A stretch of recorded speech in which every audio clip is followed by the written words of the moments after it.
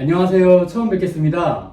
앞으로 부동산 관련 유튜브를 진행할 예정인 절세나라 채널 운영 중인 김경록 세무사 그리고 해루라고 합니다. 잘 부탁드립니다. 저희가 앞으로 부동산 관련 소식을 전달 드릴 건데요.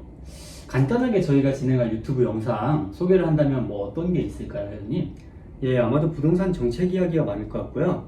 이제 추가적으로 입지나 지역 분석, 그리고 세금이나 대출, 또 임장을 통해서 부동산 분위기 등등 많은 정보들을 구독자님들께 전달드리려고 합니다. 저희가 첫 번째로 준비한 영상이 뭐죠? 네, 바로 2024년 1월 1일부터 적용될 2023년 세법 개정안입니다. 해당 세법 개정안에서 부동산과 관련해서 궁금해하실 내용들 좀 짚어드리고 싶어서 가져와 봤습니다. 예, 관련 기획재정부 세법 개정안은 영상 더보기란에 첨부해 두었으니 참고하셔서 영상 시청 부탁드릴게요. 저희 해당 자료의 몇 페이지를 함께 보면 될까요? 1페이지의 추진 경과를 살펴보고 갈 건데요. 해당 내용은 23년부터 적용되는 종합부동산세 중과 완화 내용과 24년 5월까지 유예 중인 다주택자 양도세 중과 배제 조치 등에 대하여 설명을 하고 있습니다. 추가로 2023년 1월 26일에 발표되었던 입주권 또는 분양권과 관련된 일시적 1세대 2주택의 중전주택 처분기한 3년 연장 등에 대해서도 설명하고 있는데요. 예, 최근 고금리 및 부동산 시장 침체로 인해서 정부에서도 다양한 정책들이 발표되고 있네요. 맞습니다.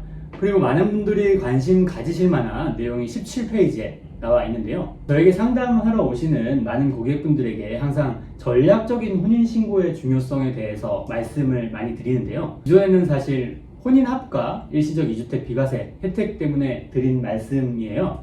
근데 이 혼인신고가 이번 세법 개정안으로 인해서 더욱더 중요해졌습니다. 바로 혼인신고 증여 공제가 생긴 것인데요. 기존에는 부모님, 즉 직계 존속으로부터 합법적으로 공제 받을 수 있는 증여 금액이 직계 비속에게 인당 5천만 원씩이었습니다. 현금 증여를 받는 경우에도 5천만 원씩 공제가 가능하고 부동산을 부담부 증여 또는 저가 양도하더라도 5천만 원만 증여 공제가 가능했었는데요. 해당 증여 재산 공제 금액이 앞으로 부부 합산 3억까지 늘어난다고 합니다.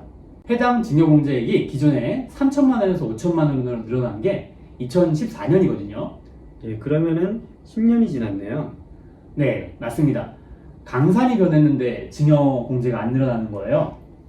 표현이 너무 좀 오래된 표현 같나요, 회원님? 예, 조금 오래된 것 같습니다. 네. 회원님, 그럼 2014년이면 저희가 좀 대표적으로 볼 만한 아파트가 뭐가 있을까요? 가격으로 좀 비교해 보자면. 예, 2014년에 이제 저희 지금도 화제되고 있는 아파트이긴 한데요. 예, 강남 재건축의 대장이라고 불리는 음마아파트 33평형 기준으로 한번 말씀을 드리겠습니다. 이제 2014년도에는 음마아파트 33평이 8억대였습니다. 예, 지금은 22억 수준으로 이제 실거래가 되고 있고요. 이거는 10년 동안 약 2.7배가 상승한 가격이라고 볼 수가 있습니다. 그렇군요. 지금 부동산 가격은 그러면 10년 동안 전부 두세 배가 됐는데 증여공제는 그대로인 거네요. 예, 맞습니다. 그래서 정부에서도 이제 해당 관련된 청원이 많이 올라왔었고 고민을 하다가 내놓은 게 그냥 1.5억으로 늘려주는 거는 이제 부자 감세에 대한 여론이 또 걱정이 됐을 것 같아요. 그래서 부자 감세라는 명분을 피하면서 요즘 문제가 되고 있는 출산율, 혼인율 하락 등의 문제를 해결하기 위한 정책을 내놓고 싶었던 것 같습니다. 듣고 보니 그렇네요. 표를 보시면 개정안에서는 혼인공제 1억이 생긴 것을 볼 수 있습니다. 예, 세무사님 혹시 기존에도 축의금 명목 등으로 어느 정도 부모가 증여를 해줄 수 있는 이런 세법이 따로 있었나요? 네, 제가 증여세 관련해서 문의를 정말 많이 받는 내용 중에 하나가 축의금으로 얼마나 증여 받을 수 있냐 이거거든요. 의뢰인들께서 어디 인터넷에 보니까 2천만 원까지는 가능하다더라 뭐 이런 얘기를 많이 듣고 오세요. 근데 그건 사실 본인들이 그 임의로 증여한 금액을 축의금으로 처리하고 싶다 또는 했는데 큰 문제가 없었다 이런 내용들을 많이 보고 오시는 것 같아요. 근데 세법에서 상당히 위험한 게 자기들이 문제가 없었으니까 앞으로도 문제가 없을 거다 라고 확언하는 거는 상당히 위험한 생각입니다. 사실 세법에서는 축의금으로 부모님에게 받을 수 있는 금액이 정해져 있지 않습니다. 상속세 및 증여세법 시행령 제35조 사항 3호를 보시면 통상 필요하다고 인정되는 정도의 축의금에 대해서만 증여로 보지 않겠다라고 되어 있는 것이죠. 통상적인 수준이라는 금액의 기준은 각 납세자의 형편에 맞추어 판단해야 할 사항이고요.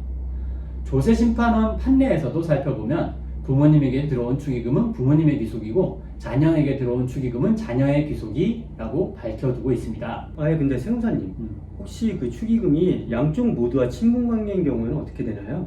네, 아버님의 친구와 제 친구가 동시에 축의금을 냈을 수 있죠.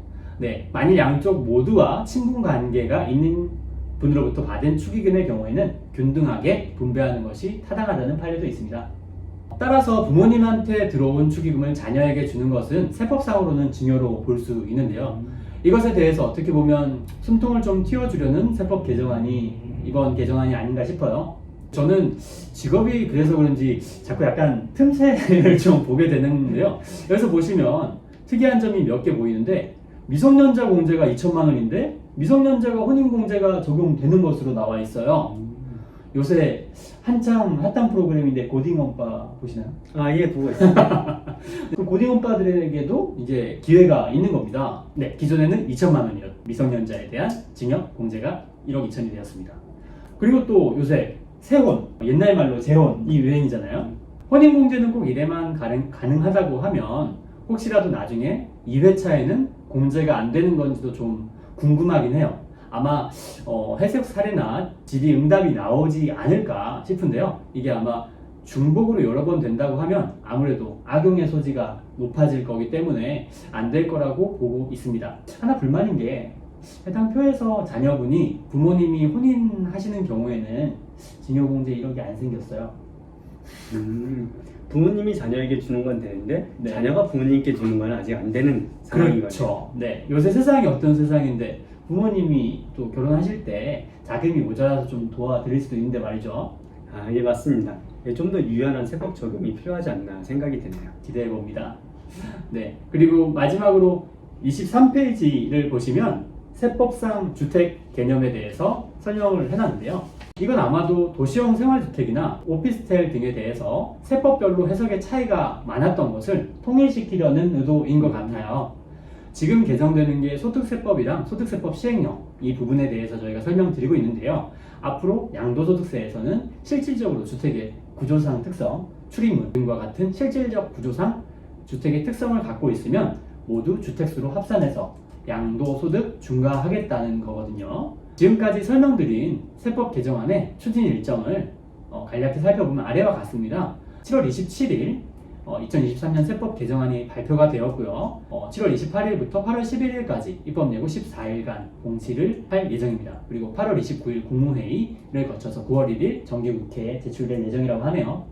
해당 영상을 촬영하는 시점으로 입법 예고까지 완료된 상태입니다. 여기까지 2024년 1월 1일부터 적용되는 세법 개정안 중에 부동산 관련해서 개정된 부분들 같이 살펴봤습니다. 그러면 저희가 여기서 또 끝나면 안 되잖아요. 우리 부동산 전문가 헤드님을 모시고 1억 5천씩 지원료 받아서 생애 최초 대출이나 보금자리로 이런 거 끼면은 꽤 큰 금액이 가시권이 될 것 같아요.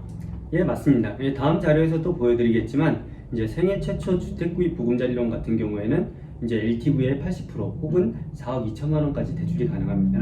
근데 이제 4억 2천만 원이 80%라고 적용을 했을 때에는 저희가 3억을 일단 증여를 받게 되는 거죠. 그렇다면 7억 2천만 원까지 저희가 매수를 할 수 있는 가시권의 아파트가 들어오게 되는 겁니다. 요건 아마 한국주택금융공사의 그 보증인 것 같아요. 예. 네. 다만 이렇게 받으실 때는 네. 이제 그 각자의 월 소득도 고려를 좀 해주셔야 돼요.